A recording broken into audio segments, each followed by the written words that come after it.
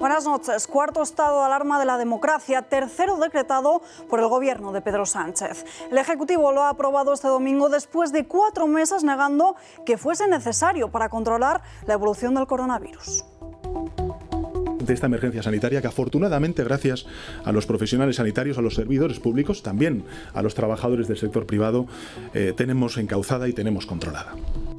Comparezco para informar que el Gobierno, reunido en Consejo Extraordinario de Ministros, acaba de decretar el estado de alarma en todo el país y que entrará en vigor esta misma tarde.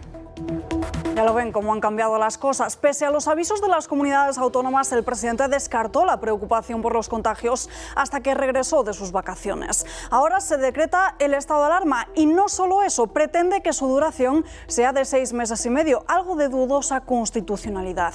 Y para más INRI, el presidente pide que no se le llame toque de queda. Creo que podemos ir acuñando todos una expresión, más contemporánea, ¿no? Que nada tiene que ver con lo que representan, sobre todo para generaciones con más experiencia, con más vida a sus espaldas, como es el toque de queda. Esto es una restricción de movilidad nocturna. Pedro Sánchez no quiere que se llame toque de queda al toque de queda, una clara manipulación y engaño de la política. Eso es lo que más le preocupa a nuestro presidente y no los más de miles de ciudadanos que ya han perdido su trabajo a causa de la pandemia. Tras el decreto del estado de alarma, varias regiones se suman a Navarra y La Rioja y van a cerrar sus fronteras para frenar esta segunda ola. Hablamos de Aragón y de Asturias. En ambas regiones no se podrá entrar ni salir, salvo excepción justificada a partir desde esta misma medianoche. Lo hacen después de haber visto cómo la tasa de contagios en las autonomías se ha disparado. En las últimas horas también se ha unido el País Vasco. Está confinada la comunidad perimetralmente en su tránsito respecto a otras comunidades. Una vez se firme el decreto, se establece el cierre de Asturias. En Madrid, el cierre de la comunidad de cara al puente de Todos los Santos está aún en el aire. Dependerá la decisión de la evolución de los casos durante toda esta semana. Las que ya han comenzado hoy son las restricciones en las 32 zonas básicas de salud de la comunidad. El líder de la oposición en Venezuela, Leopoldo López, ha llegado este domingo a España. Abandonó la embajada de nuestro país en Caracas, donde estaba protegido de la dictadura de Nicolás Maduro. Ha pasado más de 6 años privado de libertad tras haber sido señalado por el chavismo. Desde la dictadura han vertido acusaciones contra el embajador de España en Venezuela y este ha defendido su neutralidad. Hemos sido respetuosos con los principios de no injerencia en los asuntos internos. Chile aprueba por una aplastante mayoría redactar una nueva constitución. El país dejará atrás su actual Carta Magna redactada por Pinochet después de que este domingo lo decidiesen los ciudadanos en las urnas. Un 78% de los chilenos han votado a favor de escribir un nuevo texto tras considerar la actual como el origen de grandes desigualdades.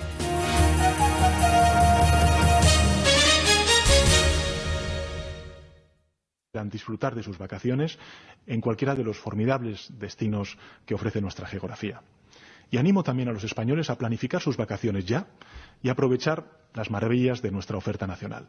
Muchos podrán hacerlo desde prácticamente ya a finales de junio y en adelante.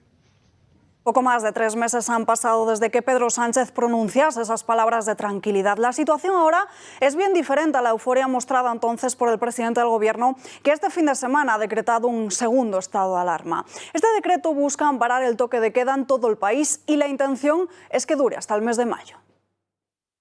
Lo anunciaba Pedro Sánchez ayer domingo. El Gobierno, reunido en Consejo Extraordinario de Ministros, acaba de decretar el estado de alarma en todo el país. Y entraba en vigor en ese mismo momento. Nuevo estado de alarma, aunque diferente al de marzo, porque no hay confinamiento domiciliario. Este será más largo, o al menos es lo que pretende el Gobierno. De momento durará 15 días, pero el Ejecutivo quiere extenderlo durante 6 meses. Eso lo tendrá que ratificar el Congreso de los Diputados. La medida más rigurosa incluye prohibiciones de movilidad, toque de queda nocturno de 11 de la noche a 6 de la mañana, aunque las comunidades autónomas pueden modificar esas franjas en una hora más o menos en el inicio o en el final. De momento, la movilidad entre las comunidades está permitida, aunque serán las propias autonomías las que tomen esa decisión.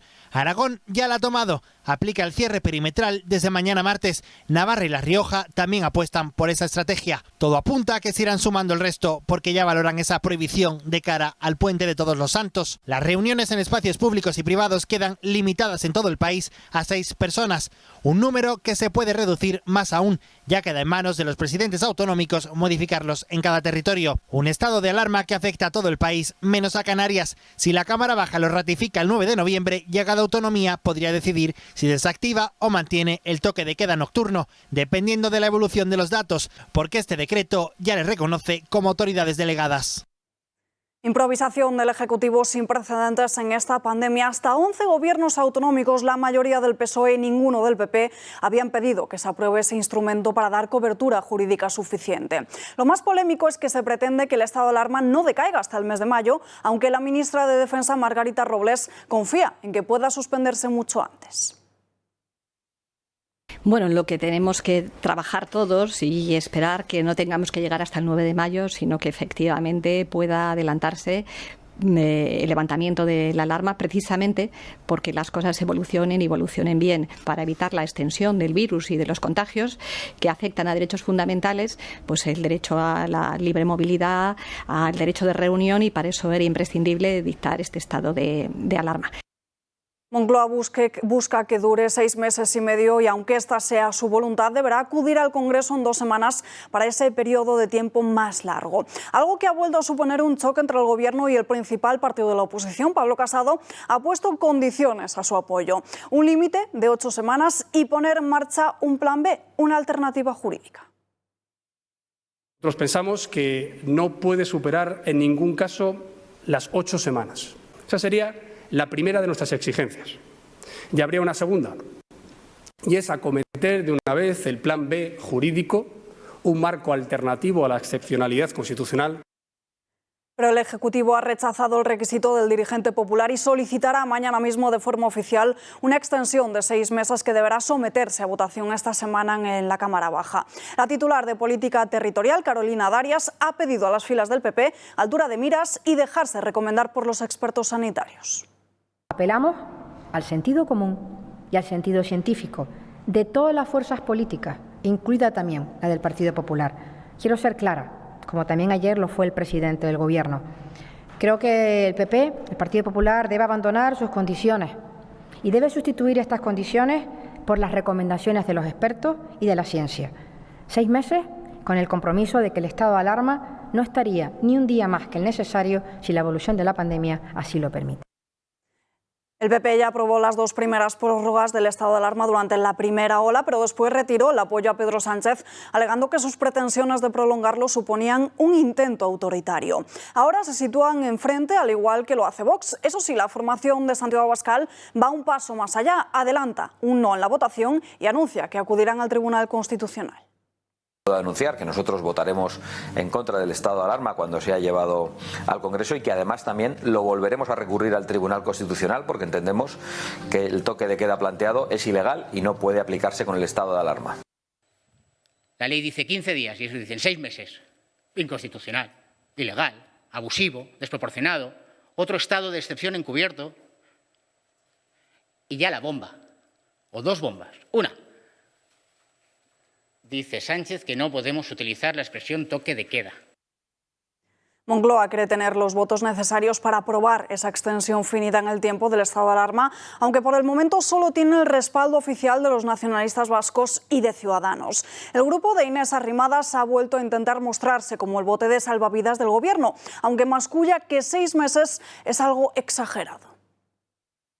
Bueno, llega tarde, como siempre, pero sí, la segunda ola ya se ha descontrolado y por tanto hay que tomar medidas contundentes y restrictivas, y para hacerlo pues se necesita un amparo legal adecuado. Deberíamos haber aprendido de la primera ola, se debería haber hecho un plan de prevención de la segunda ola, y ahora a lo que tenemos que ir es a un plan de contención. 6 meses es muy largo para un estado de alarma, es mucho tiempo. Para una prórroga, sí.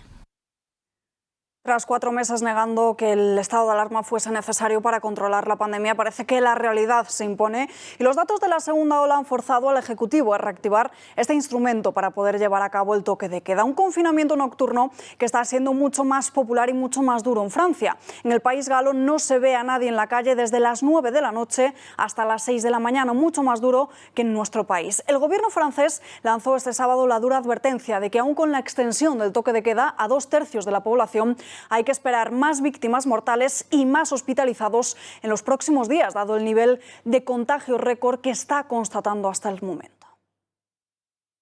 Y volvemos a España porque Madrid por el momento mantiene el confinamiento en 32 zonas básicas de salud y el toque de queda se fija desde las 12 de la noche hasta las 6 de la madrugada.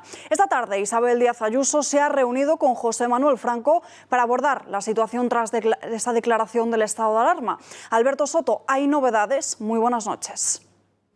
Parece que no tenemos esa... Pues ha finalizado esa reunión hace tan solo unos minutos. Isabel Díaz Ayuso, reunión con la delegación del Gobierno de Madrid en la que han acercado posturas. Dice Isabel Díaz Ayuso que es necesario encontrar pocas normas que sean comunes a todos para no confundir a la población y que sean también claras y sencillas. Se ha pedido sobre todo coordinación en esas actuaciones, además de un refuerzo de 759 agentes de las fuerzas y cuerpos de seguridad para mantener el cumplimiento de las restricciones. Se refería a esas 32 zonas básicas de salud que tienen limitadas las entradas y salidas en toda la Comunidad de Madrid. La tasa de la comunidad es de 409 contagios por cada 100.000 personas, un poco más baja que la media nacional. El reto ahora es estudiar cómo afrontar el puente de Todos los Santos de este fin de semana. Dicen que las limitaciones que se acaten dependerán de la evolución de los casos durante esta semana, lo aseguraba Escudero esta misma mañana. ¿Se va a poder salir de Madrid este puente? Eso es algo que estamos valorando. Es decir, que la Comunidad de Madrid no descarta ampliar la restricción de movilidad a distritos en la ciudad, a pueblos o a toda la Comunidad de Madrid. Eso no es un no. Claro, va muy condicionado a la evolución del número de casos, que eso es importantísimo, y sobre todo muy condicionado a cómo se comporta la zona básica de salud. La evolución de las zonas básicas de salud dependerá sobre todo de los contagios, como también lo hará el puente aquí en la Comunidad de Madrid. Hoy se han registrado 521 contagios en las últimas 24 horas. Gracias, Alberto. Muy buenas noches. Y esta misma mañana se mostraba el descontento del Gobierno regional con el anuncio de Pedro Sánchez del estado de alarma. El consejero de Justicia madrileño, Enrique López, pedía al Gobierno que dotase a las comunidades autónomas de un instrumento jurídico estable, legal y orgánico para poder hacer frente a la pandemia. El estado de alarma ahora tenía que acompañarle un debate en serio y en profundidad, pero rápido, de reforma de esa ley orgánica de medidas sanitarias de manera inmediata, que nos diera a todos seguridad jurídica, pero sobre todo yo prefiero que sea el legislador el que me dé competencias a una comunidad autónoma en materia de restricción de derechos fundamentales, que no el gobierno de turno. También José Luis Martínez Almeida coincidía con el gobierno de Isabel Díaz Ayuso en que el estado de alarma es un fracaso. Cree el alcalde de Madrid que Sánchez debería haber pedido perdón. Si es que la verdad es el camino más corto para vencer esta pandemia, que es lo que sinceramente creo que el presidente del gobierno todavía no ha entendido, que la verdad es el camino más corto para vencer esta pandemia y que cuanto antes le digamos la verdad a los ciudadanos, que cuanto antes nos comportemos hacia los ciudadanos con la lealtad que ellos han mostrado a lo largo de toda esta pandemia, antes venceremos la pandemia. En Madrid, el nuevo hospital de emergencias enfermera Isabel Zendal, situado en Valdebebas, alcanza el 90% de su construcción. La presidenta Isabel Díaz Ayuso ha explicado este domingo en Telemadrid que está a punto de entregarse. Sin embargo, no ha sabido explicar cómo se está llevando a cabo el proceso de contratación del personal sanitario, aunque sí ha avanzado que el refuerzo vendrá de otros centros hospitalarios. Si el personal de un centro se traslada a este, la asistencia se vería más presionada de lo que está todavía, y su respuesta ha generado muchísima polémica.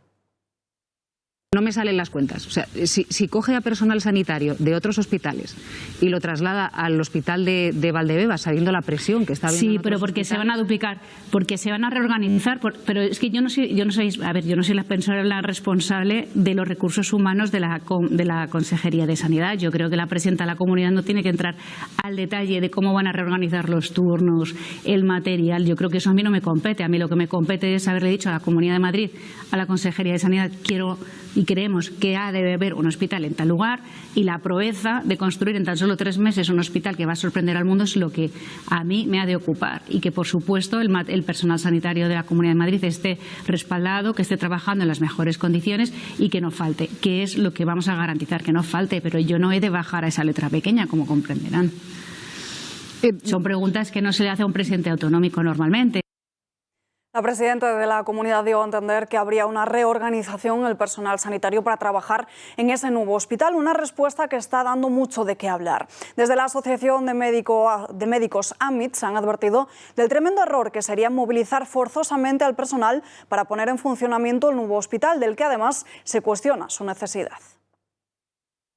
¿Realmente era necesario gastar 50, 60 o 70 millones, no sé al final lo que costará, para hacer este hospital cuando teníamos absolutamente abandonada toda la atención primaria y la contratación de rastreadores o el refuerzo de todas las plantillas? ¿Con qué personal se va a cubrir? ¿Se va a volver a desmontar la atención primaria más de lo que ya está para cubrir este hospital? Se lo contábamos antes, Madrid decreta ese toque de queda desde las 12 de la noche y hasta las 6 de la mañana y continúa con su plan de confinamientos en esas 32 zonas básicas de salud. No se descarta, eso sí, que este fin de semana, por ejemplo, se imponga el confinamiento perimetral ante el puente de Todos los Santos. Un confinamiento perimetral que ya están aplicando muchas otras comunidades autónomas. Decretado el estado de alarma, España sigue intentando hacer frente a la segunda ola de coronavirus y a la estrategia de algunas comunidades pasa por el confinamiento total o perimetral selectivo. Por ejemplo, La Rioja y Navarra llevan ya varios días con este confinamiento. Después del decreto del Gobierno, Aragón ha sido de las primeras en sumarse y opta por el encierro de todo su territorio desde mañana martes hasta comienzos del mes de noviembre. Están confinadas perimetralmente las 3 capitales, lo cual quiere decir que el resto de los 700 y pico municipios de la comunidad pueden transitar libremente dentro de la comunidad, y está confinada la comunidad perimetralmente en su tránsito respecto a otras comunidades. Tras la región aragonesa, Asturias también ha pedido limitar las entradas y salidas de la región, a excepción de las causas confinadas después de haber retrocedido a la fase 2. Quiero anunciarles que efectivamente, una vez se firme el decreto, se establece el cierre de Asturias, la imposibilidad de movilidad más allá de las excepciones que establece el decreto del estado de alarma aprobado por el Gobierno de España. Postura contraria a la que mantiene Extremadura, que no tiene previsto por el momento su cierre, pero sí el aislamiento de los municipios que conforman las zonas de salud de Villanueva de la Vera y de Hoyos. En este momento no está previsto el cierre perimetral de toda la comunidad autónoma de Extremadura. Castilla y León ha levantado el confinamiento en Burgos, León y Valladolid, esta última con la entrada en vigor del toque de queda. Y en Galicia se descarta por el momento el confinamiento, al tiempo que critica la declaración del estado de alarma. Creemos que nos estamos equivocando, y cuando nos equivocamos todos. Nos equivocamos los presidentes autonómicos, nos equivocamos las autoridades del Estado. Yo lo lamento, y lo lamento profundamente, porque estoy convencido que con una legislación de salud pública podemos gestionar la pandemia. Por el momento, solo Asturias y Aragón se suman al confinamiento perimetral, mientras otras autonomías imponen sus propias restricciones para tratar de contener esa segunda ola. En Barcelona, marcha lenta de taxis en el centro de la ciudad para pedir ayudas frente al coronavirus. El colectivo ha recorrido la Gran Vía desde Plaza de España hasta el Paseo de Gracia para advertir que no saben cuándo acabarán con sus protestas. Denuncian su situación crítica de pocas ganancias y las atribuyen a que no hay actividad ni de bares ni de restaurantes y tan poco turismo que les repercute de manera indirecta. Exigen ayudas al Gobierno y apoyo a la administración local. Lo que nosotros estamos hoy reivindicando aquí es para todos los taxistas de España. Entonces lo que hacemos es un llamamiento a la fuerza colectiva, una vez más del sector, para conseguir nuestros objetivos. Lo que no puede ser es que nosotros estemos parados sin trabajo, con unas pérdidas del 80% en muchos casos. Entonces ahora la gente se está tirando a unas ayudas que luego va a tener que devolver. Protesta también del sector de la peluquería en el País Vasco, reclamando una reducción del IVA al 10%. Los profesionales de este campo se han concentrado este lunes frente a las delegaciones de la agencia tributaria en Bilbao, Vitoria y San Sebastián para exigir también exenciones en las cotizaciones sociales de sus ERTE. Han recordado que el sector de la peluquería es el único que aún no ha recuperado el IVA reducido, mientras sí lo han hecho otros como los veterinarios, las funerarias o las discotecas. La reducción de productividad es terrible. y si se bajara el IVA se podría hasta recolectar 13,4 millones aproximadamente, más que si seguimos al 21% del IVA. Con su actitud el Gobierno estatal condena a la muerte segura al 40% de las empresas de peluquería y estética de este país. En un primer momento de la pandemia, la gran esperanza era llegar a tiempo y salvar la campaña de verano. Ahora, con un nuevo estado de alarma en España, parece que el ánimo está en salvar la campaña de Navidad y el sector del comercio. Su Majestad Felipe VI ha vuelto a enviar hoy un mensaje de ánimo a la ciudadanía. Nadie duda de que este 2020 está siendo un año especialmente difícil, pero no podemos caer en el pesimismo. Sin duda, este virus representa un inmenso reto histórico para España, como también para la Unión Europea y para todos los países en su papel interno y también de cara al panorama mundial. Ante el nuevo estado de alarma, los autónomos han solicitado que se bajen las cotizaciones y extender los ERTE y las prestaciones hasta el mes de mayo. La organización ATA ha planteado un decálogo de medidas urgentes con el objetivo de salvar autónomos, empresas y también los empleos. Los autónomos lanzamos un SOS al Gobierno. Desde ATA queremos en estos momentos que el Gobierno impulse de forma urgente una ampliación de los ERTE hasta el 31 de mayo y también de las ayudas por cese de actividad. Hay que suspender y suprimir cualquier subida de impuestos. Es más, hay que rebajar el IVA, reducir cotizaciones, reducir la cuota de autónomos. Después de que el Gobierno haya decretado el estado de alarma, se ha producido la conferencia de presidentes con Pedro Sánchez y los líderes autonómicos. De manera telemática se ha abordado los criterios de reparto de los fondos europeos que llegarán a España. Según las estimaciones del Ejecutivo, más del 50% de los proyectos del plan de recuperación los van a ejecutar directamente las comunidades autónomas. Así se lo ha trasladado Sánchez a los dirigentes regionales. Tras ese encuentro telemático, los dirigentes autonómicos han comparecido en rueda de prensa para valorar la gestión de los fondos europeos. La participación de von der Leyen ha sido la principal novedad y Per Aragonés ha aprovechado el momento para pedir un referéndum y sobre la gestión le ha mostrado su intención de que Cataluña quiere ser el protagonista y negociarlo directamente. Que los fondos sean gestionados desde Cataluña, los que les corresponden a Cataluña puedan ser gestionados desde Cataluña. Nosotros estimamos en 31.700 millones de euros lo que podemos movilizar con nuestro plan de reactivación económica y protección social. Críticas desde un lado y celebraciones desde otro. El presidente Guillermo Fernández Vara ha valorado positivamente que sean las autonomías quienes puedan gestionar el 50% de los proyectos. Es política nacional, es política país, es política del Gobierno de España que en su ejecución abre a la colaboración con las comunidades autónomas. ¿Por qué? Pues porque según qué proyectos tendremos nosotros más facilidad para poderlo ejecutar que el Gobierno de España, porque no tiene los medios. Por su parte, Aragón ha aprovechado el encuentro para defender un reparto igualitario de los fondos. Ha defendido Javier Lambán que se tengan en cuenta aspectos como la despoblación o la necesidad de revitalizar el medio rural. Que no se haga sobre criterios arbitrarios o sobre criterios estrictamente políticos, que no haya comunidades autónomas que salgan perjudicadas en beneficio de otras que salgan beneficiadas de manera arbitraria. Todas las miradas están puestas en la llegada de la vacuna, que no se espera como mínimo hasta finales de este año. Nicolás Maduro ha anunciado que Venezuela ha encontrado una medicina que aluna el coronavirus. Será puesta a disposición de la Organización Mundial de la Salud para que la estudie.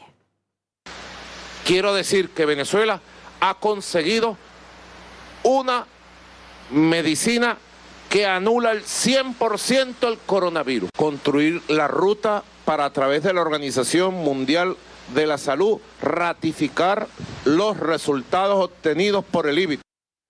Noticia y celebración cuando ayer conocíamos que Leopoldo López había aterrizado en suelo español. Lo hacía público él mismo con esta foto que están viendo en sus pantallas a través de las redes sociales. Una imagen que ya ha dado la vuelta al mundo y que ha alegrado a todos los estados democráticos. Leopoldo López aterrizó en Madrid ayer domingo al mediodía un vuelo procedente de la ciudad de Miami, tras entrar en España utilizando una identidad falsa, ya que el único documento que llevaba consigo era una fotocopia de la célula de identidad. Salió de Venezuela el viernes después de abandonar la embajada donde permanecía desde abril de 2019. La reacción del chavismo no se ha hecho esperar. El número 2 del dictador Nicolás Maduro ha atacado a Leopoldo López tras su salida de Venezuela. Acusa al embajador español de facilitar su llegada a España, califica al opositor de cobarde y va un paso más allá al culparle de la situación actual en el país. Nosotros siempre hemos dicho que Leopoldo es un problema de la oposición, ese no es un problema nuestro. Él no huyó de la embajada de España, los huéspedes no huyen. Los huéspedes no huyen. Te garantizo que al ser huésped, el embajador de España lo acompañó hasta la puerta, o hasta el carro que se lo llevó, o la forma le facilitó, pues. Pero no es verdad que huyó. Así, puede haber huido por cobarde. Irse de Venezuela por cobarde, es muy cobarde, ¿ves? Y a esas acusaciones de Diosdado Cabello ha respondido el embajador de España en Venezuela. Defiende su neutralidad y afirma que la misión diplomática a su cargo siempre ha sido respetuosa. Hemos sido respetuosos con los principios de no injerencia en los asuntos internos y en ese sentido pues la embajada ha sido neutral y respetuosa con ese principio y no tengo nada que comentar. En este contexto de crisis económica en el que el ahorro es tan importante, la pandemia ha provocado que cada vez que vamos al supermercado a hacer la compra paguemos más. La cesta se ha encarecido según el análisis de la OCU, siendo los productos más frescos los que más han subido. Según este análisis, los meses de confinamiento y la pandemia han tenido un impacto en los precios. Durante los meses de encierro, cuando toda la hostelería permaneció cerrada, todo este consumo que habitualmente se hacía fuera se trasladó al hogar. El ahorro medio nacional no llega en este año a 1.000 euros, son 971 euros. La cesta de la compra es 2,8% más cara que en el 2019. Y en concreto, los productos frescos son los que más se han encarecido, alcanzando un 4%. SAIS de ACS va a remodelar las instalaciones de control de 6 túneles de la autovía del Cantábrico a la normativa vigente. Con la adjudicación del proyecto Seguridad en túneles de carreteras del Estado por parte de Fomento, estos túneles verán aumentada su seguridad en los próximos meses. Los túneles carreteros son un elemento singular y de características especiales que merecen una atención específica, pues cualquier problema en su interior podría adquirir rápidamente un carácter de gravedad debido a las condiciones específicas del lugar. Gracias a su larga trayectoria, casi 100 años, y a su dilatada experiencia internacional, SAIS se ha convertido en líder tecnológico en la gestión inteligente de túneles. El número de inmigrantes que llegan a España es cada día mayor. A Canarias llegaron ayer 5 nuevas pateras y en Motril, en Granada, se ha rescatado y trasladado esta noche a 54 personas de origen subsahariano. Algunos de ellos estaban en el agua tras haber caído al mar y la mayoría llegó a tierra con claros síntomas de hipotermia debido al frío. A finales del mes de septiembre, el centro de inmigrantes de Motril llegó ya a su límite y los agentes de policía temían contagios por coronavirus. Chile aprueba a una aplastante mayoría sustituir la Constitución de Pinochet por una nueva. Así lo ha decidido este domingo un histórico plebiscito surgido en la respuesta de las protestas sociales de hace un año. De este modo se va a redactar una nueva Carta Magna e enterrar la actual ley fundamental que estaba siendo vista como el germen de las desigualdades. Más de un 78% de los chilenos votaron a favor de esta nueva redacción. Confirmado, hay agua en la Luna. La NASA la ha detectado por primera vez en el lado de nuestro satélite que está iluminado por el Sol, algo que podría indicar que el agua está distribuida por toda la superficie lunar y no solo en lugares fríos. La presencia de agua ha sido confirmada por primera vez en la superficie de la Luna iluminada por el Sol, por el Observatorio Aerotransportado SOFIA de la NASA. Este descubrimiento indica que el agua se puede distribuir por la superficie lunar y no se limita a lugares fríos y sombreados. SOFIA ha detectado moléculas de agua en el cráter Clavius, uno de los cráteres más grandes visibles desde la Tierra, ubicado en el hemisferio sur de la Luna. Las observaciones anteriores de la superficie de la Luna detectaron alguna forma de hidrógeno, pero no pudieron distinguir entre el agua y su pariente químico cercano, el hidróxilo. Los datos de esta ubicación revelan agua en concentraciones de 100 a 412 partes por millón, aproximadamente equivalente a una botella de agua de 1/3 de litro, atrapada en 1 metro cúbico de suelo esparcido por la superficie lunar. Hasta aquí las noticias por hoy. Volvemos mañana a las 8:30 con más información. Gracias y muy buenas noches.